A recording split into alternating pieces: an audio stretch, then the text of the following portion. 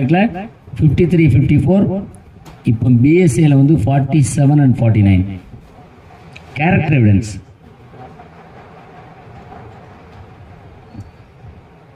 Confession area அவ்வளோதான். இது தாண்டிலாம் உங்களுக்கு கேள்வியே கேட்க முடியாது.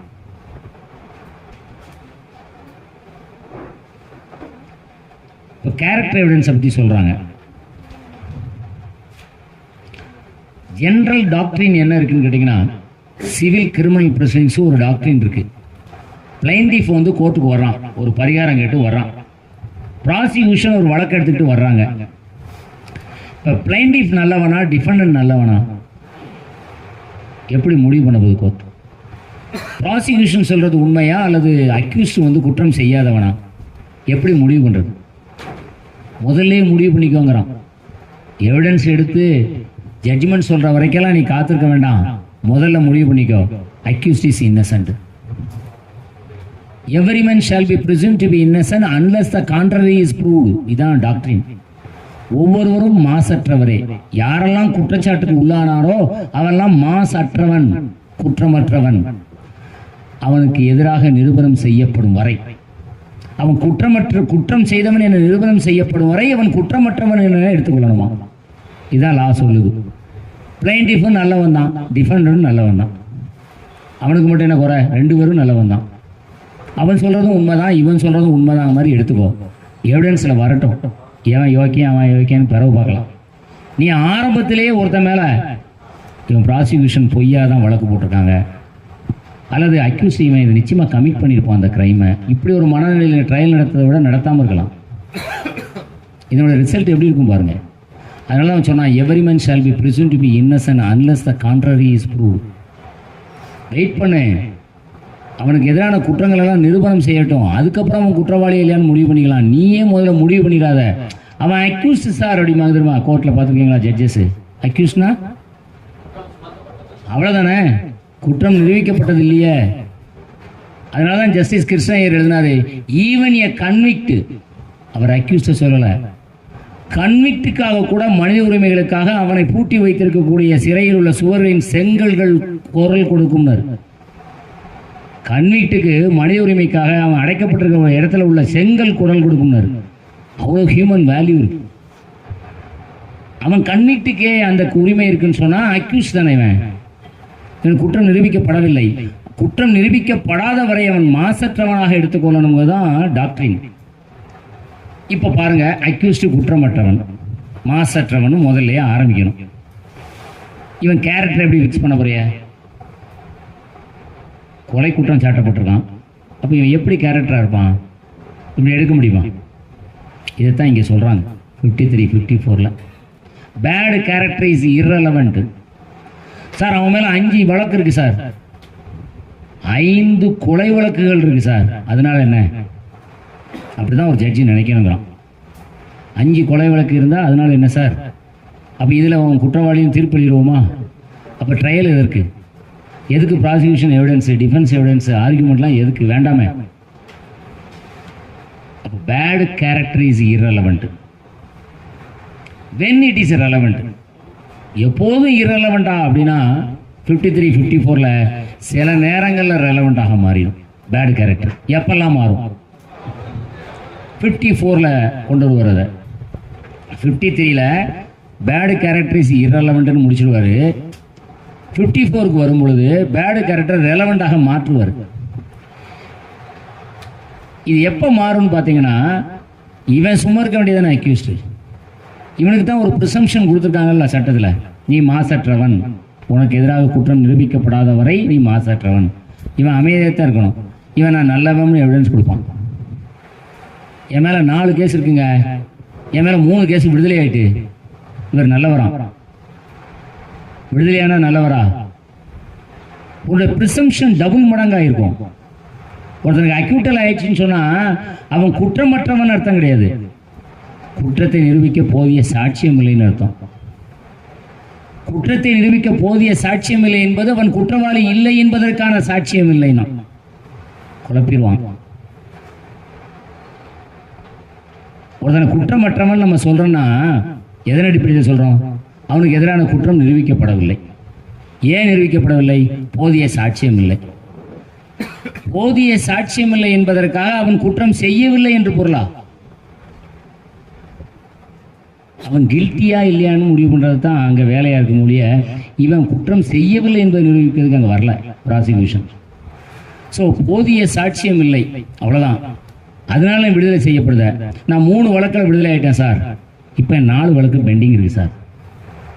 நீ கேரக்டரை பற்றி நீ சொல்லிட்ட, ப்ராசிக்யூஷன் சும்மா விட மாட்டாங்க. அப்புறம் ஆரம்பிச்சிருவாங்க, அவன் பேடு கேரக்டர் எங்கெல்லாம் இருக்குது பாருங்கள். ஒரு ப்ரீவியஸ் கன்விக்ஷன் இருக்குது சார் அவனுக்கு, 75 IPC எடுத்துகிட்டு வந்துடுவாங்க. இப்போ பேடு கேரக்டர் ரெலவெண்ட்டாக மாறிடும் செக்ஷன் 54ல். இதுதான் கேரக்டர் எவிடன்ஸ். இதே தான் பிளைன்டிஃப்க்கும் டிஃபரெண்ட்டுக்கும். 52 and 55 பாருங்கள், ஐஏனுடைய 52, 55ல் கேரக்டர் எவிடன்ஸை பற்றி சொல்லுவாங்க.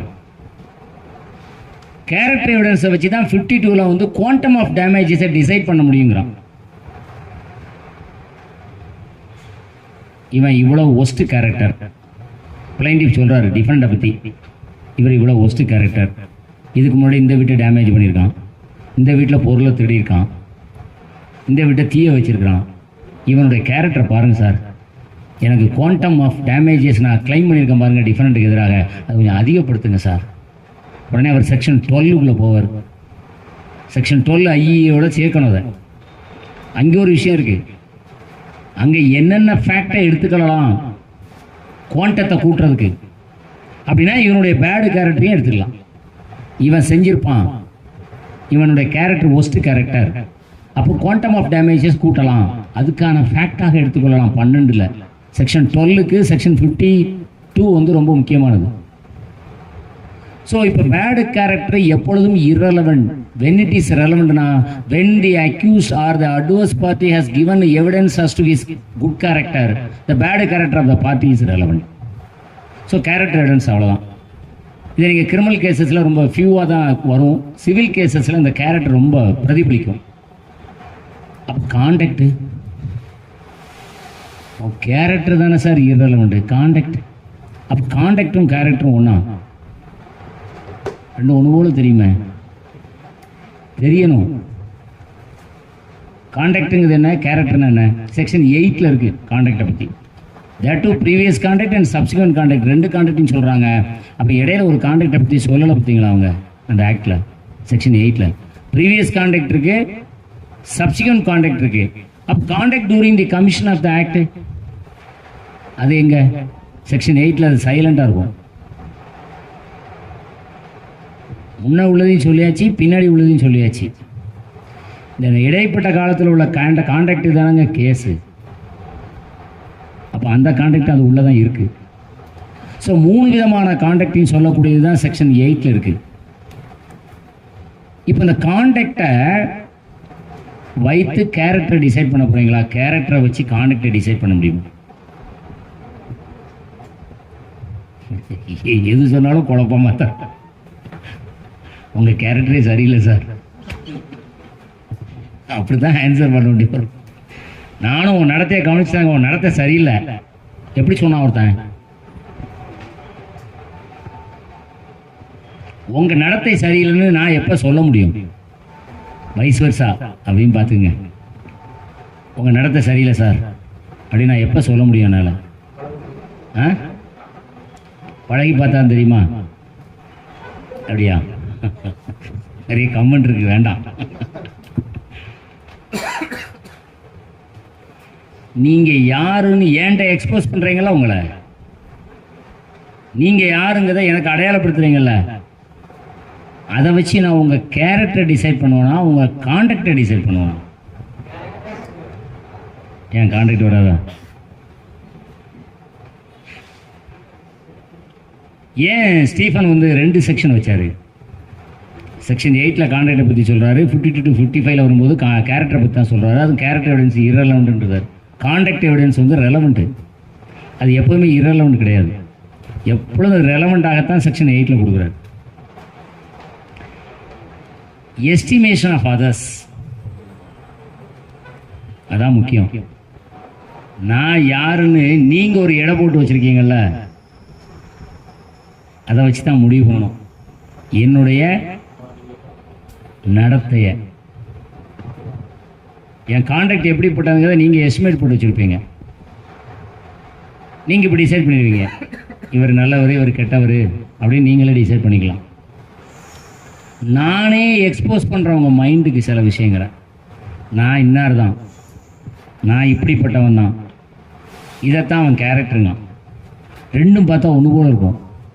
அப்படின்னா ஒரே செக்ஷனில் கொடுத்துருக்க வேண்டியது, ஏன் 2 செக்ஷன் கொடுத்தாரு? இதுதான் விஷயம் அதில். ஸோ கேரக்டருக்கும் கான்ட்ராக்டுக்கும் ஒரு ஹேர்லைன் கேப் தான் இருக்குது.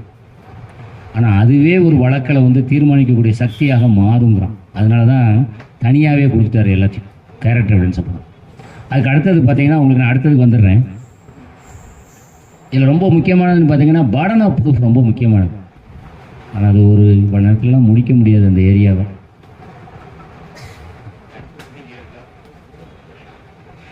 ஸோ பர்டன் ஆஃப் ப்ரூஃப்னு பார்த்தீங்கன்னா ஒரு சின்ன சின்ன விஷயங்களை மட்டும் ஒரு டிப்ஸ் மாதிரி சொல்லிடுறேன் உங்களுக்கு, எக்ஸாமினேஷன் பாயிண்ட் ஆஃப் வியூக்காக சொல்கிறேன். 101 to 106 IEA, இங்கே 104 to 109 வரைக்கும் இருக்கு BSAல. பர்டன் ஆஃப் ப்ரூஃப்னு வரும்பொழுது சிவில் வழக்குகளுக்கும் கிரிமினல் வழக்குக்கும் ஏதாவது டிஃப்ரென்ஸ் இருக்கா? இருக்குமே. ஆமாம், இருக்கணும். ஸ்டீஃபன் எங்கேயாவது சொல்லியிருக்காரா அப்படி இருக்குன்னு சொல்லி? சிவில் வழக்குகளுக்கு இந்த மாதிரி ஒரு ஸ்டாண்டர்ட் ப்ரூஃப் வேணும், கிரிமினல் வழக்குகளுக்கு வேறு மாதிரியான ஒரு ஸ்டாண்டர்ட் ப்ரூஃப் வேணும்னு எங்கேயாவது சொல்லியிருக்காரா? இருக்கா? ஆனால் கோர்ட்டில் என்ன பண்ணுறோம்? கோர்ட்டில் சிவில் வழக்குகளில் என்ன மாதிரி ஆர்கியூ பண்ணுவாங்க பர்டன் ஆஃப் ப்ரூஃபை பற்றி பேசும்போது? Preponderance of probability. கிரிமினல் வழக்குகள் வரும்போது பியாண்ட் ரீசனபிள். இது எங்கெங்கே இருக்குது? பர்டன் உல்மிங்டன் பிரின்சிபலுக்கு முன்னக்கூட்டியே அது இருக்குது. டிபிபி வெர்சஸ் உல்மிங்டன் தான் நீங்கள் சொல்கிறீங்க. அதெல்லாம் பிறகு வந்தது தான். பர்டன் ஆஃப் ப்ரூஃபை பற்றி அதில் டிஸ்கஸ் பண்ணுறாங்க. அந்த டாக்டரின் 2 எங்கே இருக்குது? Beyond reasonable doubt, preponderance of ப்ராபபிலிட்டிங்கிற இந்த 2 டாக்டரினும் எவிடன்ஸ் ஆக்டில் இல்லை. ஏன் இல்லை? பர்டன் ஆஃப் ப்ரூஃபை பற்றி சொல்லும்போது அப்போ இதை சொல்லணும்ல, அவர் எங்கேயாவது சொல்லியிருக்காருன்னு பார்த்தா இல்லை. ஏன்னா அவர் சிவில் வழக்கு கிரிமினல் வழக்கில் பர்டன் ஆஃப் ப்ரூஃப் அவர் வித்தியாசப்படுத்தியே பார்க்கல. நம்ம தான் வித்தியாசப்படுத்தி டெய்லி கோர்ட்டில் சொல்லிட்டு இருக்கோம்.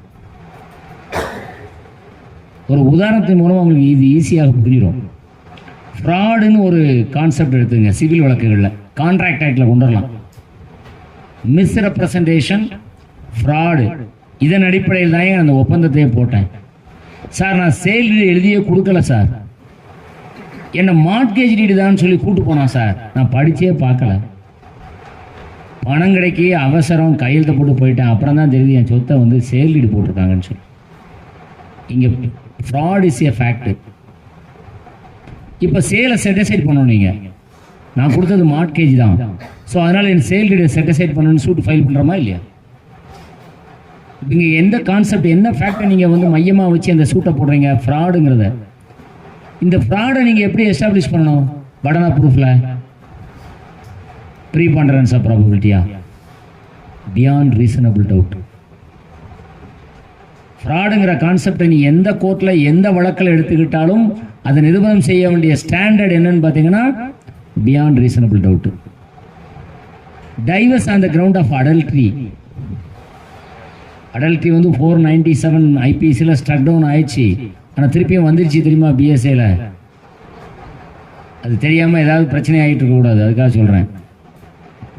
அடல்ட்ரி திருப்பியும் கொண்டு வந்துட்டாங்க தெரியுமில்ல, ஸ்ட்ரக் டவுன் பண்ணப்பட்டது 497ல். எகைன் பிஎன்எஸ்எஸ்ல இருக்குது செக்ஷன், ஞாபகம் வர மாட்டேங்க, 60 சம்திங்கில் ஏதோ இருக்குது. ஏன் அங்கே 497ல் ஸ்ட்ரக் டவுன் பண்ணாங்க?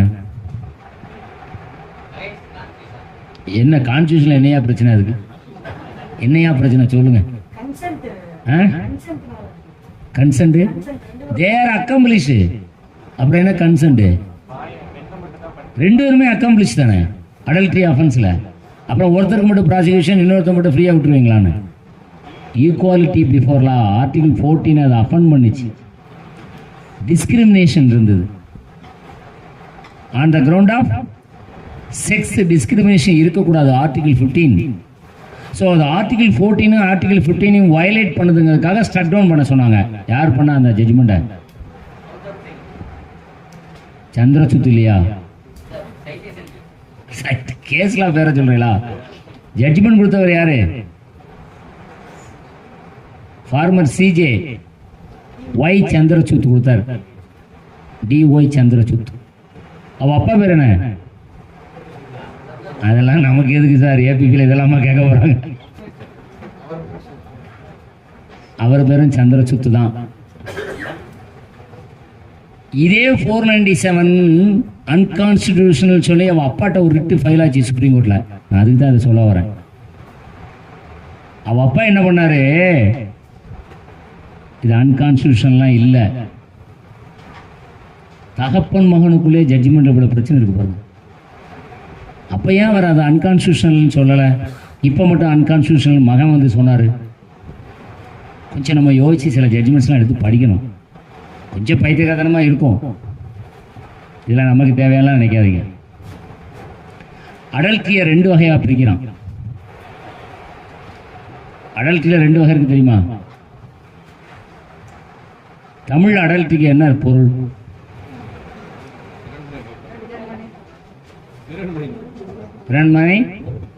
பிறன்மனை நோக்கா பேராண்மைன்னு வள்ளுவன் எழுதுனா. நீங்க என்ன சொல்ல வரைய? பிறன்மனை என்னத்தையாவது ஒன்று சொல்லுகிறேன், உங்களுக்கு தெரிஞ்ச சொல்ல போறீங்க.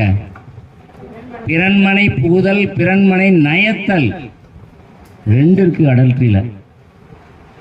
சந்திரசுத்து எதை நினைச்சிட்டு எழுதினாரு பாருங்க. அப்பா சந்திரசுத்து, மகன் எந்த சந்திரசுத்து எதை நினைச்சிட்டு எழுதினான்னு பாருங்க. அதான் டிஃபரன்ஸ் ஆஃப் ஒப்பீனியன் 2 ஜட்ஜ்மெண்ட்லையும். Adulterous life, single act of அடல்ட்ரின்னு 2 இருக்கு. என்னைக்கோ தவறா ஏதோ ஒரு பெண் ஏதோ ஒரு ஆணோட போயிட்டு வந்துட்டா, இது சிங்கிள் ஆக்ட் ஆஃப் அடல்ட்ரி. புருஷன் இருக்கான், வாழ்க்கை பூரா இன்னொருத்த கூட வாழ்ந்துகிட்டு இருக்கான், இது அடல்ட்ரிஸ் லைஃப்னா. Single act of adultery is not a ground for divorce. Judgment இருக்கு. இதை மனசில் வச்சார் அந்த ஆளு சந்திரசூத் அப்பா. அதனால அது அன்கான்ஸ்டிடியூஷனல் இல்லைன்னு போயிட்டாரு. இந்த ஆள் வந்தாரு, நீ ஒரு முறை தவறு பண்ணான பலமுறை தவறு பண்ணான தவறான வாழ்க்கையிலே நீ இருந்தா என்ன, அது ஆர்டிகிள் 14 அஃபண்ட் பண்ணத்தான் செய்யணும் இவர் எழுதினார். பெரிய ஒரு ஜென்ரேஷன் கேப்பு. அப்பா எழுதிட்டு போறாரு, அப்புறம் மகன் வரானா ஒரு ஜென்ரேஷன் தானே. இந்த ஜென்ரேஷன் கேப்புக்குள்ள நான் எப்படிலாம் அடல்ட்ரியஸ் லைஃப்பை பற்றி எவால்வ் ஆகுதுன்னு பாருங்க. அதில் தான் பிறன்மையை மயத்தல், பிறன்மையை புகுதல்னா 2 சொன்னான். பிறன்மனை புகுதல்னா என்ன அர்த்தம்? அடுத்தவன் லைஃப்பை போய் கெடுக்கிறது. அடுத்தவன் பீஸ்ஃபுல்லாக வாழ்ந்துட்டு இருக்கான், அந்த லைஃப்பை போய் கெடுக்கிறான் ஒரு ஆணு. அதுதான் பிறன்மனை புகுதல். பிறன்மனை நயத்தல்னா, நயத்தல்னா என்ன அர்த்தம் தமிழ்ல? அட்ராக்ட் பண்ணுறது. யாரால அட்ராக்ட் பண்ண முடியும்? அந்த ஆப்போசிட் செக்ஸில் எந்த செக்ஸ் வந்து அட்ராக்ட் பண்ணும்? பெண்ணு தான் அட்ராக்ட் பண்ண முடியும்னா, அதுதான் பிறன்மனை நயத்தல்னா. பிறன்மனை நயத்தலுக்கு அங்கே அஃபென்ஸ் இல்லைன்ட்டான் அவ அப்பா சந்திரசுத்து. புகுதலுக்கு தான் இருக்குன்னா, அதனால டிஸ்கிரிமினேஷன் சரிதான்ட்டான். இவர் வந்தாரு, நீ நயத்தா என்ன புகுந்தா என்ன, 2 ஒன்று தானே. So 497 struck down. அப்போ அங்கே ஜெண்டர் ஈக்குவாலிட்டி இல்லை. அதுதான் ஆர்டிகிள் 14 ஆர்டிகிள் 15. இப்போ ஜென்ரல் ஈக்குவாலிட்டி, ஜென்ரல் நியூட்ரலிட்டியில் அந்த செக்ஷனை கொண்டு வந்துட்டாங்க. பிஎஸ்சியில் இருக்கு. யார் ஒரு குற்றம் செய்தாலும் இருவரும் குற்றச்சாட்டு உள்ளாக்கப்படுவாங்கட்டான். இப்போ பெண்ணும் சேர்ந்து அடல்ட்ரியஸ் ஆக்டுக்கு அஃபென்ஸுக்கு வந்துருவாங்க, ப்ராசிக்யூஷனுக்கு வந்தாகணும். இப்போ எப்படி மேக்கப் பண்ணிட்டாங்க பாருங்க இந்த செக்ஷனை. இந்த பிஎஸ்ஏ பிஎன்எஸ்எஸ்ல உருவாக்கப்பட்டிருக்க நிறைய செக்ஷன் எதன் அடிப்படையில் உருவாக்கப்பட்டிருக்கு கேட்டிங்கன்னா, ஒவ்வொரு சுப்ரீம் கோர்ட் ஜட்ஜ்மெண்ட்டை வச்சு தான் உருவாக்கப்பட்டிருக்கு. நம்ம கத்திக்கிட்டே இருந்தோம், அது சரியில்லை இது சரியில்லை. இதே சந்திரசூத் சொன்னார், it's A water set moment for the India அப்படின்னாரு அந்த ரிட்டில். ஞாபகம் இருக்கா? இந்த 3 ஆக்டையும் கொஸ்டின் பண்ணாங்களே, அப்போ அவர் சொன்னார் it's A water set moment for India. ஏன்னா ஏன் அப்படி அவர் சொன்னார் தெரியுமா? இவங்க போட்டிருக்க அமெண்ட்மெண்ட் பூரா அவங்க கொடுத்த ஜட்ஜ்மெண்ட்டு, அந்த ஜட்ஜ்மெண்ட்டை பேஸ் பண்ணி தான் இவன் அமெண்ட்மெண்ட்டை பூரா கொண்டு வந்திருக்கான். அவனை போய் எப்படி சேலஞ்ச் பண்ணுறது? இதுதான் அங்கே நடந்த பிரச்சனை. இது நமக்கு தெரியலை, நம்ம ஸ்ட்ரைக்லாம் பண்ணணும் வைங்களேன். ஸோ அடல்ட்ரியஸ் லைஃபுக்கும் அடல்ட்ரியும் வச்சு தான் இந்த 497 ஸ்ட்ரக் டவுன் பண்ணவங்க. அதில் கேரக்டர் எவிடன்ஸ் இருக்குது பாருங்கள். அடல்ட்ரியஸ் லைஃப்பில் கேரக்டர் எவிடன்ஸ் இருக்குது. அடல்ட்ரியஸ் லைஃப்ல கேரக்டர் எவிடன்ஸ் இருக்கா, சிங்கிள் ஆக்ட் ஆஃப் அடல்ட்ரியில கேரக்டர் எவிடன்ஸ் இருக்கா? எது கிரவுண்ட் ஃபார் டைவர்ஸ்? அடல்ட்ரியஸ் லைஃப்ல தான் கேரக்டர் நீ டிசைட் பண்ண முடியும். சிங்கிள் ஆக்ட் ஆஃப் அடல்ட்ரியில கேரக்டர் சொல்ல முடியாதுப்பா. வழி தவறியது, தவறி விழுந்தது, வாழ்க்கையில் வழுக்கியது, ஒரு இன்சிடென்ட், இதை வச்சுட்டு ஒரு பிரேக் டவுன் பண்ணிடாத. ஒரு ஜாயிண்ட் ஃபேமிலி, ஒரு ஃபேமிலி செட்டப்பை நீ உடச்சி விட்டுறாத. அதனால தான் அவர் அப்படி எழுதினார். அந்த காலத்தில் இருந்த மாரல் வேல்யூ அவ்வளோ இருந்தது. ஸோ கொஞ்சம் மன்னிச்சுக்கோ. சீதையவே அவன் தூக்கிட்டு போயிட்டான். என்ன பண்ணார் கடைசியில் ராமர்? ஒரு சின்ன டெஸ்ட் பண்ணார்.